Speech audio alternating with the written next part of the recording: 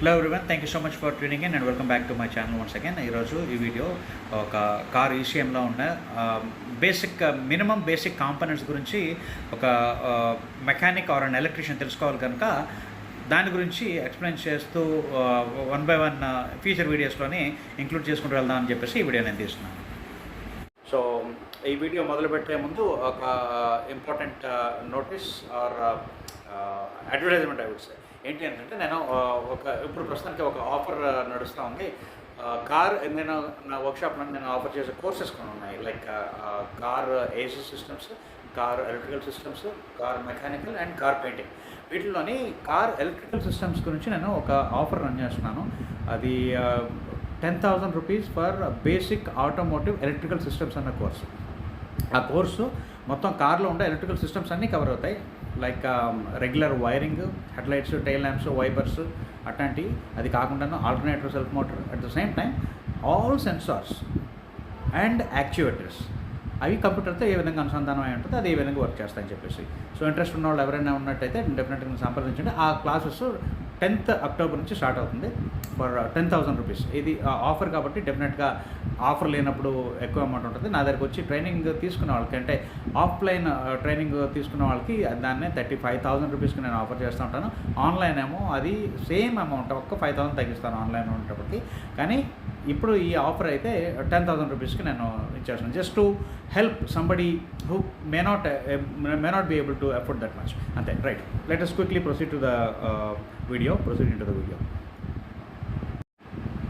So బేసిక్గా చూసుకుంటే నా చేతిలో ఉన్నది ఇప్పుడు ఇది ఒక టాటా నానో తాలూకా ఈసీఎం. మీరు చూస్తుంటే దీనికి వైరింగ్ కనెక్టర్స్కి యాక్చువల్గా ఇది 2 సాకెట్స్ పెట్టుకోవడానికి దీనికి ఉంది. కానీ యాక్చువల్గా ఉండేది జస్ట్ ఒక సాకెట్ పెట్టడానికి, ఒక సాకెట్కే పిన్స్ ఉంటాయి.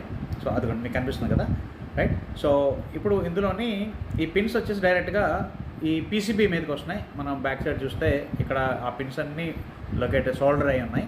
సో అక్కడి నుంచి వచ్చేది what ever, first of all ఏదైనా ఒక ఎలక్ట్రికల్ పరికరం పనిచేయాలని అంటే మినిమం దానికి ఉండాల్సింది ఒక పాజిటివ్, ఒక నెగిటివ్ రావాలి, ప్లస్ ఒక ఎనేబుల్ సిగ్నల్ అందాం. సో ఒక పాజిటివ్, ఒక నెగిటివ్ ఉండగానే ఎలక్ట్రికల్ పరికరం అనేది పనిచేస్తుంది. ఇది కూడాను, ఈ ఈసీఎం కూడాను అదే విధంగా పనిచేస్తుంది. సో ఇది ఒక చాలా సింపుల్ ఈసీఎం. సో దీని మీద క్విక్గా చూస్తే మనకి ఎప్పుడైనా ఒక సప్లై వచ్చిందనుకోండి, ఆ వోల్టేజ్ సప్లై త్రూ ఆ కెపాసిటర్ వెళ్తుంది. సో డెఫినెట్గా ఇక్కడ మనం చూస్తే ఇందులోనే ఒక ఎలక్ట్రోలైటిక్ కెపాసిటర్ ఇక్కడ కనిపిస్తుంది. సో ఈ కెపాసిటర్ నుంచి నెక్స్ట్ వచ్చేది ఈ ఐసీకి వెళ్తుంది. సో ఎనీవే, దానికన్నా ముందు మనం తెలుసుకోవాల్సిందల్లా ఏంటి అంటే, ఈ కార్ ఈసీఎంలోని మనకు ఉండేది హార్డ్వేర్ అండ్ సాఫ్ట్వేర్. ఈ సాఫ్ట్వేర్ అన్నది మనం ప్రక్కన పెడితే, సాఫ్ట్వేర్ అన్నది అది ఏ విధంగా పనిచేయాలి అన్నది ఆ ప్రోగ్రామింగ్ లాంగ్వేజెస్లోనే అది రాసిపెట్టి ఉంటాయి.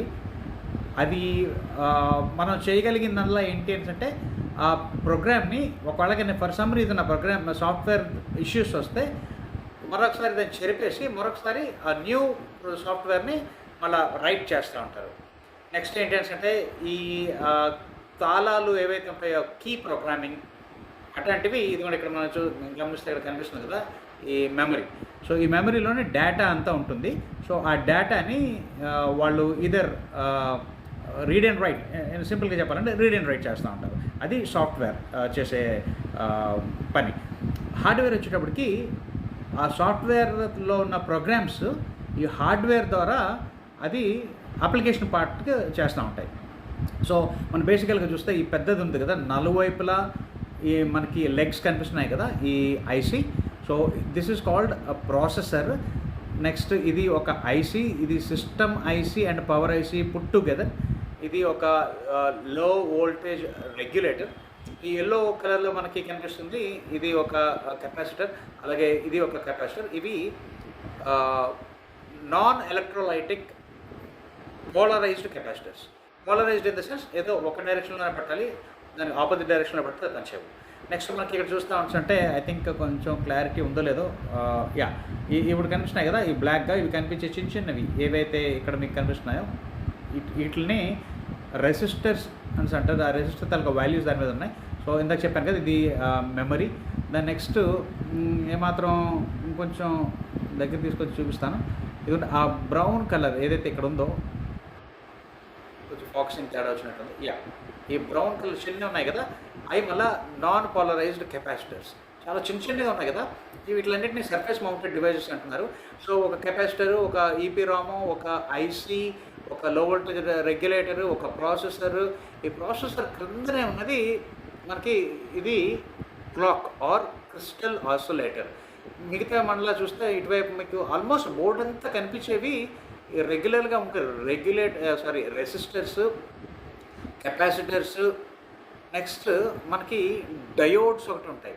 ఆ డయోడ్స్ మీరు గమనించగలిగితే వీటిలోనే ఫర్ ఎగ్జాంపుల్ మనకి ఒక డయోడ్ కనిపిస్తుంది. ఒక్క నిమిషం చూస్తున్నారు కదా, ఈ 4 డయోడ్స్ అదే బోర్డులో ఉన్నాయి. సో ఈ డయోడ్స్ అంటే అది వన్ వే గేట్స్, అంటే ఒక సైడ్ నుంచే కరెంట్ని అలౌ చేస్తాయి. సో నెక్స్ట్ మనం చూస్తే ఇక్కడ ఒక మాస్ఫెట్ ఉంది.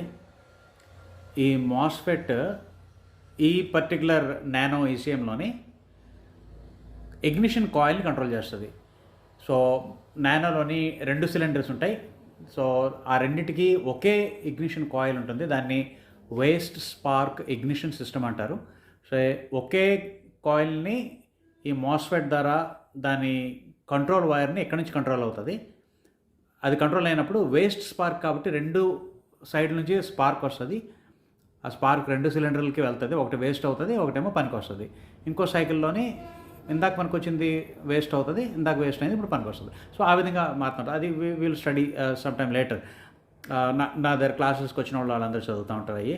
సో నెక్స్ట్ వచ్చేసి ఇది ఒక కంపారేటర్. సో వోల్టేజ్ని కంపేర్ చేసి దాని తాలూకా రిజల్ట్ ఇస్తూ ఉంటుంది. సో బేసికల్గా ఇవన్నీ చూస్తే నేను మీకు ఇంకా 2-3 కంప్యూటర్స్ అంటే ఈసీఎంలో నా పిక్చర్స్ మీకు చూపిస్తాను.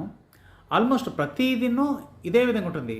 బేసికల్గా సప్లై అండ్ గ్రౌండ్స్ వస్తాయి. అవి సిస్టమ్ అండ్ పవర్ ఐసీ వాటిలోకి వెళ్ళి అక్కడి నుంచి పవర్ ఐసీ నుంచి ఒక గ్రౌండ్ మెయిన్ రిలేని గ్రౌండ్ చేస్తుంది. అప్పుడు మెయిన్ రిలే నుంచి మరొకసారి అదే సప్లై మళ్ళీ పవర్ ఐసీలోకి వెళ్తుంది. ఆ పవర్ ఐసీలోకి వెళ్ళిన తర్వాత అక్కడి నుంచి పవర్ ఐసీ ఈ లో వోల్టేజ్ రెగ్యులేటర్కి సప్లై ఇవ్వటం.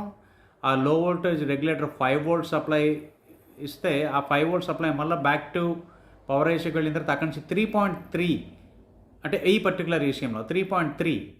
సో ఈ కెపాసిటర్ ఉంది కదా, ఈ ఎల్లో చిన్న కెపాసిటర్, దీని నుంచి 3.3 వోల్ట్స్ వచ్చి ఈ ప్రాసెసర్లోకి వస్తుంది. అప్పుడు processor will start working.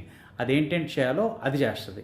So ప్రాసెసర్లోని inputs అన్నీ వచ్చిన తర్వాత అందులో ఉన్న సాఫ్ట్వేర్ ప్రోగ్రామ్ని బట్టి వచ్చిన ఇన్పుట్స్ని తీసుకొని దాంట్లో ఉన్న లుకప్ టేబుల్స్ అని ఎప్పుడు అంటూ ఉంటాం కదా, అందులో చూసుకున్న తర్వాత వేరియస్ అదర్ సెన్సార్స్ తలకి ఇన్పుట్స్ వచ్చిన తర్వాత ఫర్ ఎగ్జాంపుల్ గాలి ప్లస్ ఇంధనము 2 కలిసి కరెక్ట్గా కంప్రెషన్ స్ట్రోక్ టాప్ డెడ్ సెంటర్లో ఉన్నప్పుడు కానీ పేలగలిగితే అది ఒక సైకిల్కి కంప్లీట్ అవ్వడానికి దోహదపడుతుంది. సో ఎంత గాలి వస్తుంది, ఎంత గాలి వచ్చిన తర్వాత పిస్టన్ కంప్రెషన్ స్ట్రోక్లో ఉందా, టాప్ డెడ్ సెంటర్ దగ్గరకు వచ్చిందా, అవన్నీ ఈ ప్రాసెసర్కి వచ్చే ఇన్ఫర్మేషన్ బట్టి ప్రాసెసర్ క్యాలిక్యులేట్ చేసుకొని అప్పుడు ఆ పర్టికులర్ టైంలోని ఏ టైంలో అంటే అది particular time in the sense compression స్ట్రోక్లో టాప్ డెడ్ సెంటర్కి వచ్చి మళ్ళీ బ్యాక్ వెళ్ళే మునుపు అంటే just before compression stroke top dead సెంటర్లోని ఇంజెక్షన్ ఇస్తుంది, అంటే ఫ్యూయల్ ఇంజెక్షన్. అప్పుడు అది పేలి అక్కడి నుంచి ఇంకా పవర్ అండ్ ఎగ్జాస్ట్ స్ట్రోక్స్ వస్తాయి. సో ఈ విధంగా ఇవన్నీ కోఆర్డినేట్ చేసేది ఈ ప్రాసెసర్. ఈ ప్రాసెసర్కి ఇన్పుట్స్ అనేవి వస్తాయి. ప్రాసెసర్ పనిచేయడానికి powers and grounds from power IC వస్తుంది. సో ఇట్లాంటి ఐసీలు ఇంకా వేరే ఎక్స్ట్రా ఐసీలు ఎందుకు పెడతారు అంటే డివిజన్ ఆఫ్ లేబర్ అందాము. అంటే ఒక పనిని ముగ్గురు సెపరేట్ ఒక పెద్ద కాంట్రాక్టర్ ఒక సబ్ కాంట్రాక్ట్స్ ఒక ముగ్గురికి సబ్ కాంట్రాక్ట్స్ ఇచ్చిన తర్వాత ఆ పని పూర్తవుతుంది. ఏదో ఒక విధంగా పని పూర్తవడమే కావాలి. సో కొంచెం హయ్యర్ అండ్ వెహికల్స్లోని ఇట్లాంటి ఐసీలు ఎక్కువ ఉంటాయి. అంటే ఒక్కొక్క చిన్న పర్టికులర్ పనికి ఆ పర్టికులర్ పని చేయడానికి ఒక సెపరేట్ ఐసీ అంటూ డెలిగేట్ చేసేస్తూ ఉంటారు. సో ఆ విధంగా ఇట్ డిపెండ్స్ ఆన్ ఇంజనీర్స్ ఏ విధంగా దాన్ని డిజైన్ చేస్తారో ఆ విధంగా. మనం యాజ్ అ మెకానిక్స్ తెలుసుకోవాల్సిందల్లా ఏంటంటే ఇది ఎలా పనిచేస్తుంది, ఇది పనిచేసే విధానం ఏంటి అన్నదాన్ని మనం తెలుసుకోగలగాలి. సో నెక్స్ట్ వీడియోలోని I think will study about the next important thing. ఇది ప్రాసెసర్ అనేది బ్రెయిన్ ఆఫ్ ద కంప్యూటర్. ఆ కంప్యూటర్కి ఒక రెఫరెన్స్ అంటూ ఉండాలి. అంటే మనకి ఫర్ ఎగ్జాంపుల్ నాకు ఇన్ని సంవత్సరాలు నేను పలానా టైంలో పుట్టాను అంటే మనకు ఒక రెఫరెన్స్ టైం ఉండాలి. దాన్నే కదా మనం అంటాం క్రీస్తు శకము, క్రీస్తు పూర్వము అంటూ ఉంటారు కదా, బీస్ before Christ and AD. So అదే విధంగాను ఈ కంప్యూటర్లో కూడాను ఒక రెఫరెన్స్ టైంని మెయింటైన్ చేయడానికంటూ క్లాక్ సిగ్నల్ ఉంటుంది. ఆ clock signal is nothing but the crystal oscillator అంటారు. సో ఫర్ ఎగ్జాంపుల్ మనం కంప్యూటర్ ఆపేసిన తర్వాత, మన ల్యాప్టాప్ ఆపేసిన తర్వాత రేపు ఉదయం మళ్ళీ ఆ ల్యాప్టాప్ ఓపెన్ చేసినప్పుడు ఆటోమేటిక్గా ఆ పర్టికులర్ టైము మనకి ఎగ్జాక్ట్గా టైం అండ్ డేట్ వచ్చేస్తాయి. అది ఈ ఆసిలేటర్స్ క్రిస్టల్ క్లాక్స్ చేసే పని అనమాట. సో ఈ క్లాక్స్ ఒక క్లాకింగ్ సిగ్నల్ ఇస్తుంది. ఆ క్లాకింగ్ సిగ్నల్ ఆధారితంగా ఈ కంప్యూటర్లో ఉన్న సిగ్నల్స్ అన్నీ వెళ్తూ ఉంటాయి. సిగ్నల్ ఇన్ ద సెన్స్ మనం ఇక్కడ బాగా అర్థం చేసుకోవాల్సింది ఏంటంటే, కంప్యూటర్ భాష బైనరీ అంటే 0 and 1 or low voltage and high voltages. ఆ low voltages and high voltages certain ఫ్రీక్వెన్సీలోని ఆసిలేట్ అవుతున్నప్పుడు దాని తాలూకా డేటా అంటారు. ఆ డేటా ఏ విధంగా ఉంటుంది అన్నది ఈ through reference signal, cycling clock signal ఏదైతే ఉంటుందో దాన్ని రిఫరెన్స్ చేసుకొని ఆ డేటా ఒక చిప్ నుంచి ఇంకో చిప్కి కమ్యూనికేట్ వెళ్తూ ఉంటుంది. సో ఇవన్నీ స్లోగా మరొక వీడియోలోనే నెక్స్ట్ 1 by 1 స్లోగా చూసుకుంటూ వెళ్దాం. సో ఇంతవరకు మీరు చూసి ఐ థింక్ మీరు లైక్ చేశారనుకుంటాను. If you have really like this video, please do click on the like button and also share with your friends. మీ ఫ్రెండ్స్తో షేర్ చేసుకోవడం వల్ల వాళ్ళకి కూడా నా ఛానల్ గురించి తెలుస్తుంది, నాకు హెల్ప్ చేసినట్టు అవుతుంది. మరొకసారి ఎవరైనా ఇంకా 10th లోపు కానీ ఈ కోర్సులో కానీ జాయిన్ అవుదాం అనుకుంటే వాళ్ళు డెఫినెట్గా నన్ను సంప్రదించండి. నా number 898538499993. And thank you so much for watching and you all have a very good day.